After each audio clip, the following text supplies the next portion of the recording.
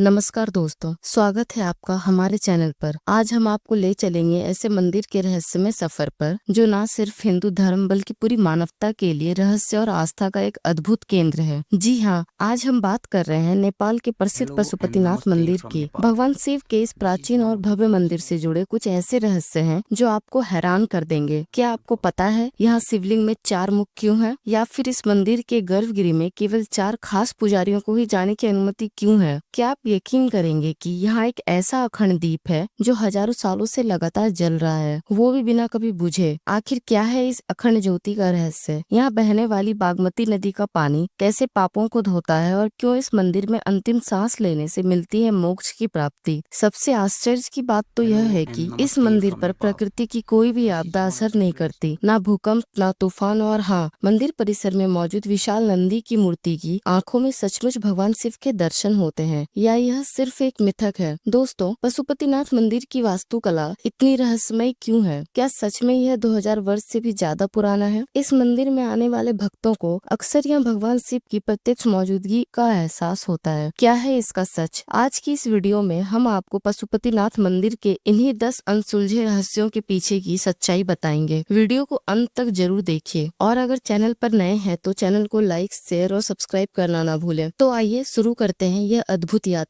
सबसे पहले हम बात करेंगे मंदिर के अद्भुत निर्माण की कथा। पशुपतिनाथ मंदिर का निर्माण कैसे हुआ? इस प्रश्न का उत्तर अनेक पौराणिक कथाओं के माध्यम से मिलता है। इनमें से एक प्रसिद्ध कथा राजा पशुप्रेक्ष और स्वयं भगवान शिव से जुड़ी हुई है। यह कथा मंदिर की स्थापना के पीछे एक अद्भुत रहस्यमय घटना का वर्णन करती है, जो सदियों से भक्तों के मन में श्रद्धा, आस्था और आश्चर्य का भाव जगाती रही है। पौराणिक मान्यता के अनुसार प्राचीन काल में नेपाल क्षेत्र में पशुप्रेक्ष नाम के एक प्रतापी राजा और धर्मपरायण राजा का शासन था। राजा पशुप्रेक्ष शिव जी के अनन्य भक्त थे और उनका अधिकांश समय शिव भक्ति और तपस्या में ही बीतता था। राजा नियमित रूप से गहन ध्यान साधना करते रहते और शिव की उपासना में ही उनका पूरा जीवन समर्पित था। राजा के जीवन का लक्ष्य केवल भगवान शिव की कृपा और उनके दर्शन प्राप्त करना ही था। कथा के अनुसार एक बार भगवान शिव अपनी लीला के माध्यम से पृथ्वी पर विचरण करने के उद्देश्य से एक हिरण का रूप धारण करके नेपाल के सुंदर वनों और घाटियों में भ्रमण करने लगे।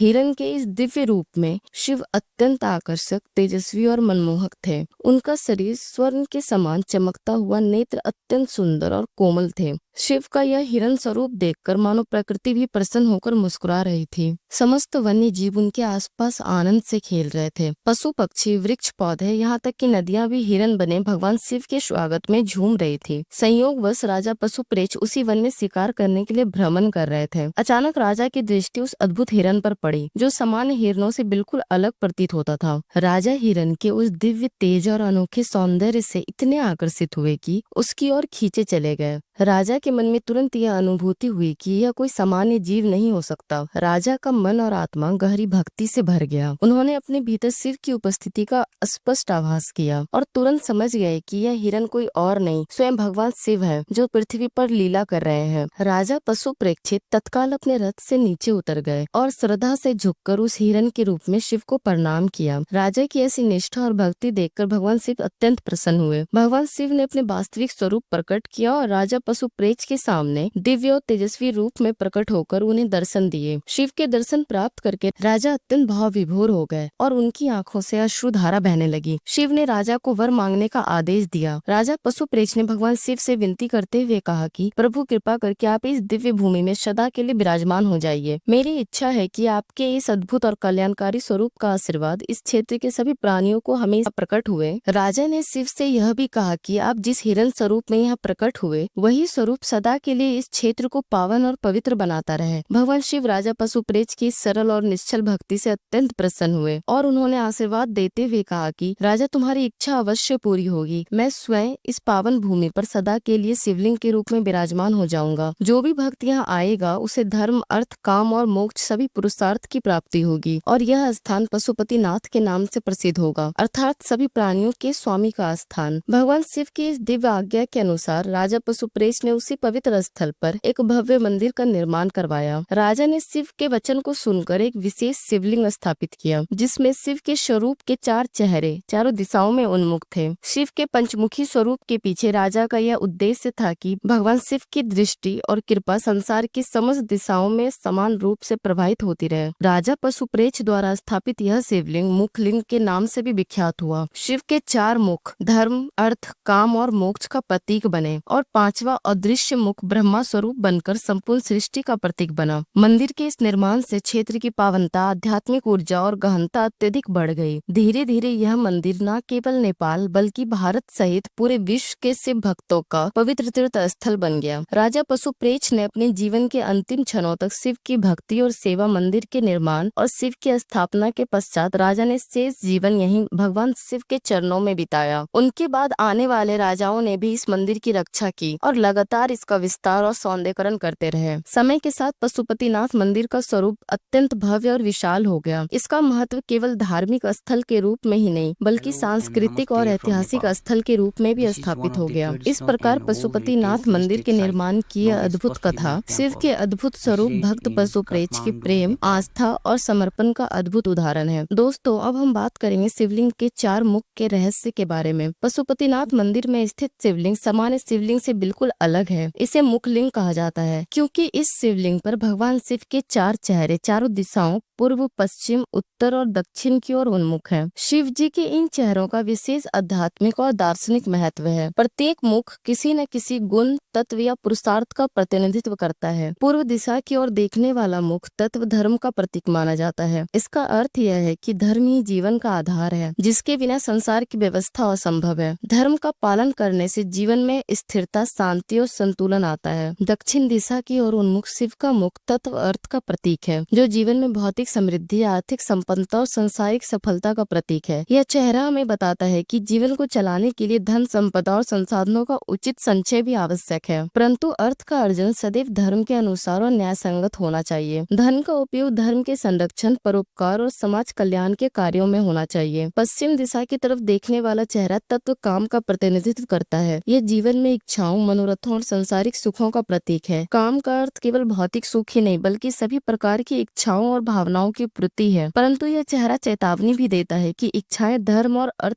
की मर्यादाओं के भीतर नियंत्रित रहनी चाहिए, नहीं तो मनुष्य पतन की ओर बढ़ सकता है। उत्तर दिशा की ओर उन्मुख चौथा मुख तत्व मोक्ष को दर्शाता है। मोक्ष का अर्थ है जीवन और मृत्यु के चक्र से मुक्त होकर आत्मा का परमात्मा में विलीन होना। यह सर्वोच्च पुरुषार्थ है जिसमें मनुष्य भौतिक सुखों और दुखों के बंधन से मुक्त होकर परम अशांति और परम आनंद को प्राप्त करता है। जिसमें मनुष्य भौतिक सुखों और दुखों के बंधन से मुक्त होकर परम शांति और परम आनंद को प्राप्त करता है। उत्तर दिशा में स्थित मुख शिव के कृपा पूर्ण और कल्याणकारी स्वरूप को दर्शाता है, जो मनुष्य को मोक्ष की ओर प्रेरित करता है। इन 4 मुखों के अतिरिक्त एक 5वां मुख भी माना जाता है, जो अदृश्य है और ऊपर की दिशा की ओर है। यह निराकार, अगोचर और ब्रह्मा स्वरूप है। यह प्रतीकात्मक मुख इस बात की ओर संकेत करता है कि भगवान शिव संपूर्ण ब्रह्मांड में व्यापक है। उनकी दृष्टि सभी दिशाओं और समस्त सृष्टि पर है। यह परम चेतना और परम सत्य का स्वरूप है, जो मनुष्य को दिव्यता और अध्यात्म की गहराइयों में उतरने के लिए प्रेरित करता है। इस प्रकार पशुपतिनाथ का यह अद्भुत मुखलिंग शिवलिंग मनुष्य के जीवन के संपूर्ण उद्देश्य को दर्शाता है। धर्म, अर्थ, काम और मोक्ष के संतुलित समन्वय के साथ परमात्मा में लीन होने की राह दिखाता है।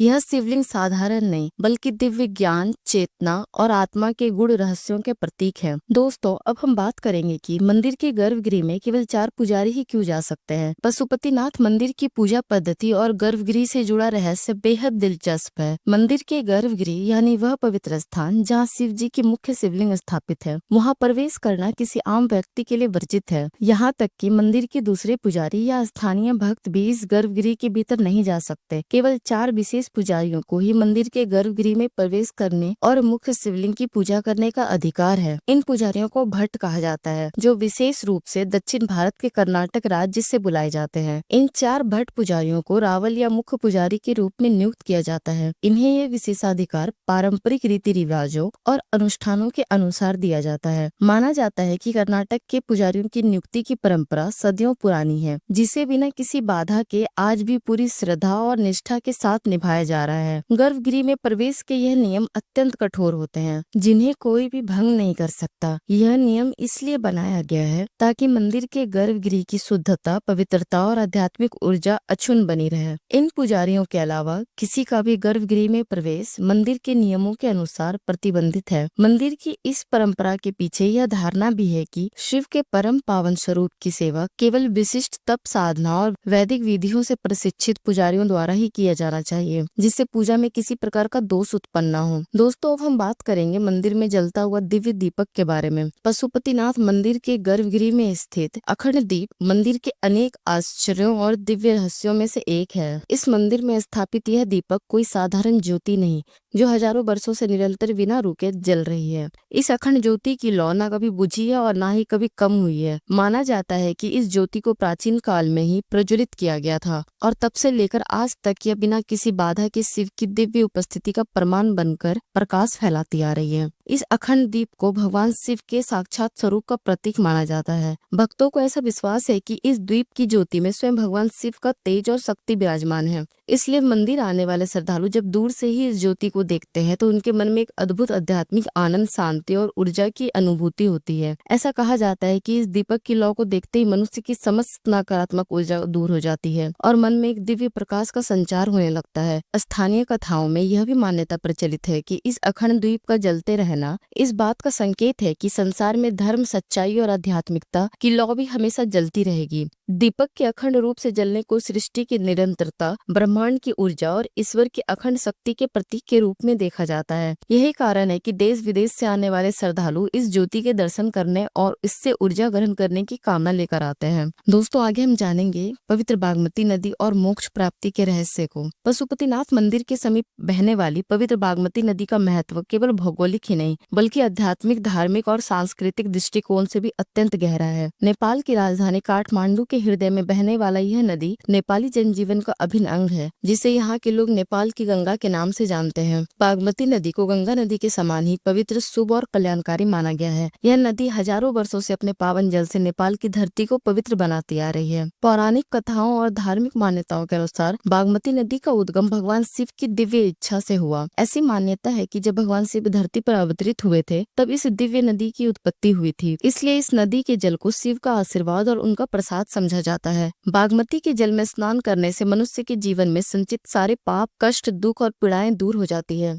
माना जाता है कि नदी के पावन जल से स्नान करने पर मनुष्य का शरीर और मन दोनों शुद्ध हो जाते हैं और उसे नए जीवन की ऊर्जा, शक्ति और आनंद की अनुभूति होती है। पशुपतिनाथ मंदिर के किनारे बहती इस पवित्र नदी के घाट सदियों से धार्मिक संस्कारों के केंद्र रहे हैं। यहाँ के घाटों पर प्रतिदिन सैकड़ों श्रद्धालु स्नान, पूजा अर्चना और अन्य धार्मिक अनुष्ठान करते हैं। साथ ही बागमती के तट पर स्थित इन घाटों पर मृतकों का अंतिम संस्कार करने की परंपरा सदियों पुरानी है। यह घाट नेपाल के लोगों के लिए उसी प्रकार पवित्र है जैसे भारत में वाराणसी का मणिकर्णिका घाट। पशुपतिनाथ मंदिर के समीप स्थित बागमती के इन घाटों पर अंतिम संस्कार करना एक अत्यंत महत्वपूर्ण धार्मिक परंपरा है। ऐसा भी कहा जाता है कि बागमती नदी में प्रवाहित की गई अस्थियां पवित्र होकर आत्मा को शीघ्र गति प्रदान करती है। यहाँ अंतिम संस्कार करवाने वाले लोग यह विश्वास लेकर आते हैं कि इस नदी के जल का स्पर्श होते ही प्रेत आत्मा की सभी अशुद्धियां दूर हो जाती है और आत्मा ईश्वर की दिव्य ऊर्जा में विलीन होकर मोक्ष प्राप्त कर लेती है। यह नदी जन्म और मृत्यु के गूढ़ रहस्यों का जीवंत उदाहरण प्रस्तुत करती है और मनुष्य को आध्यात्मिक सच्चाई से जोड़ती है। अब हम आपको ये बताते हैं कि प्राकृतिक आपदाओं का इस मंदिर पर कोई असर क्यों नहीं होता। पशुपतिनाथ मंदिर न केवल अपने आध्यात्मिक महिमा के लिए प्रसिद्ध है बल्कि अपनी अद्भुत संरचनात्मक मजबूती और रहस्यमय शक्तियों के कारण भी विश्व भर में जाना जाता है। नेपाल एक ऐसा देश है जो भूकंप, तूफान और अन्य प्राकृतिक आपदाओं का सामना अक्सर करता रहा है। इसके बावजूद सदियों से खड़ा यह ऐतिहासिक मंदिर ऐसी सभी आपदाओं के बीच पूरी तरह सुरक्षित और अक्षुण्ण बना हुआ है। यह तथ्य भक्तों, वैज्ञानिकों और इतिहासकारों के लिए आज भी आश्चर्य और जिज्ञासा का विषय है। वास्तव में इस मंदिर की संरचना इतनी मजबूत और विशेष है कि बड़े से बड़े भूकंप, आंधी, तूफान और अन्य प्राकृतिक आपदाएं भी इसका कुछ बिगाड़ नहीं सकी। यह मंदिर सदियों पुराने इतिहास में कई विनाशकारी आपदाओं का साक्षी रहा है, परंतु हर बार इसका भवन और शिवलिंग का गर्भगृह पूरी तरह ही सुरक्षित रहा। वास्तव में इस मंदिर की संरचना इतनी मजबूत और विशेष है कि बड़े से बड़े भूकंप, आंधी, तूफान और अन्य प्राकृतिक आपदाएं भी इसका कुछ बिगाड़ नहीं सकी। यह मंदिर सदियों पुराने इतिहास में कई विनाशकारी आपदाओं का साक्षी रहा है, परंतु हर बार इसका मुख्य भवन और शिवलिंग का गर्भगृह पूरी तरह सुरक्षित ही रहा। इसके आसपास की कई नई और आधुनिक इमारतें ढह गई, पर पशुपतिनाथ मंदिर मंदिर ज्यों का त्यों खड़ा रहा। मंदिर के इस आश्चर्यजनक तथ्य के पीछे कई आध्यात्मिक और रहस्यमयी कारण माने जाते हैं। 2015 में नेपाल में आए भीषण और विनाशकारी भूकंप की घटना इसका सबसे बड़ा उदाहरण है। यह भूकंप इतना शक्तिशाली था कि काठमांडू घाटी में सैकड़ों ऐतिहासिक मंदिर, इमारतें और हजारों घर जमींदोज हो गए थे। इस आपदा में कई प्राचीन मंदिर पूरी तरह क्षतिग्रस्त हो गए और विश्व विरासत स्थलों को भी बड़ा नुकसान पहुंचा। लेकिन इतनी बड़ी तबाही के बावजूद पशुपतिनाथ मंदिर पूरी तरह से सुरक्षित रहा। मंदिर का मुख्य गर्भगृह, शिवलिंग, अखंड द्वीप और मंदिर की मूल संरचना को कोई क्षति नहीं पहुंची। इसे देखकर दुनिया के वैज्ञानिक और विशेषज्ञ भी हैरान रह गए। इस चमत्कार को देखकर स्थानीय लोग का विश्वास और भी गहरा हो गया। लोगों का मानना है कि यह मंदिर स्वयं भगवान शिव के दिव्य संरक्षण में है। मंदिर की इस मजबूती और सुरक्षा का श्रेय शिव की अलौकिक शक्ति और आशीर्वाद को दिया जाता है। लोगों का यह भी विश्वास है कि भगवान शिव की निरंतर उपस्थिति के कारण इस मंदिर पर कोई विपत्ति प्रभाव नहीं डाल सकती। भक्तों की मान्यता है कि जब तक भगवान शिव यहाँ विराजमान है, कोई भी प्राकृतिक आपदा इस मंदिर की दिव्य ऊर्जा को नहीं हिला सकती। मंदिर के इस रहस्यमयी चमत्कार को भक्त ईश्वर के दिव्य संकेत के रूप में देखते हैं, जो बताता है कि ईश्वर की उपस्थिति में कोई भी शक्ति विनाश नहीं कर सकती। मंदिर का प्राकृतिक आपदाओं को झेलकर ज्यों का त्यों खड़े रहना न केवल शिव की महिमा का प्रमाण है, बल्कि आस्था, भक्ति और आध्यात्मिक में पशुपतिनाथ मंदिर के परिसर में भगवान शिव के परम भक्त और वाहन नंदी की विशाल एवं भव्य पीतल की मूर्ति स्थापित है। नंदी की यह मूर्ति केवल एक प्रतिमा नहीं, बल्कि अपने आप में एक रहस्यमयी और आध्यात्मिक शक्ति का प्रतीक भी है। मान्यता है कि नंदी भगवान शिव के द्वारपाल है और शिव के दर्शन से पूर्व भक्तों को नंदी की पूजा अर्चना करनी होती है। इस मंदिर में स्थापित नंदी की मूर्ति अत्यंत आकर्षक, प्रभावशाली और विशिष्ट है, जो भक्तों का ध्यान सहज ही अपनी ओर आकर्षित कर लेती है। नंदी की इस प्रतिमा को मंदिर के मुख्य प्रवेश द्वारों के समीप इस प्रकार स्थापित किया गया है कि वे सदैव भगवान पशुपतिनाथ के शिवलिंग की ओर देखते हुए ध्यानमग्न मुद्रा में विराजमान है। मान्यता के अनुसार नंदी का यह स्वरूप ईश्वर की निरंतर भक्ति, समर्पण और निष्ठा का प्रतीक है। ऐसी मान्यता है कि नंदी सदैव अपने प्रभु भगवान शिव के दर्शन करते रहते हैं और लगातार उनकी उपासना और स्तुति में लीन रहते हैं। इस कारण नंदी के सामने खड़े होकर या बैठकर प्रार्थना करने से भक्तों की प्रार्थना शीघ्र ही भगवान शिव तक पहुंचती है। इस मंदिर के नंदी की प्रतिमा का सबसे रहस्यमय और अद्भुत पहलू यह है कि भक्तों का मानना है कि नंदी की आंखों में भगवान शिव का स्पष्ट प्रतिबिंब देखा जा सकता है। ऐसी मान्यता है कि जो भक्त सच्चे मन से श्रद्धा पूर्वक नंदी की आंखों में देखते हैं, उन्हें वहाँ स्वयं भगवान शिव के शिवलिंग का प्रतिबिंब दिखाई देता है। यह अनुभव भक्तों के मन में श्रद्धा, विश्वास और आध्यात्मिक ऊर्जा को कई गुना बढ़ा देता है। मान्यता के अनुसार नंदी भगवान शिव के प्रति परम भक्ति और समर्पण के प्रतीक होने के साथ साथ ज्ञान, शक्ति और धर्म के भी प्रतीक माने जाते हैं। इसलिए नंदी की पूजा करने से व्यक्ति में आध्यात्मिक ऊर्जा और धार्मिकता का विकास होता है। नंदी की आंखों में भगवान शिव की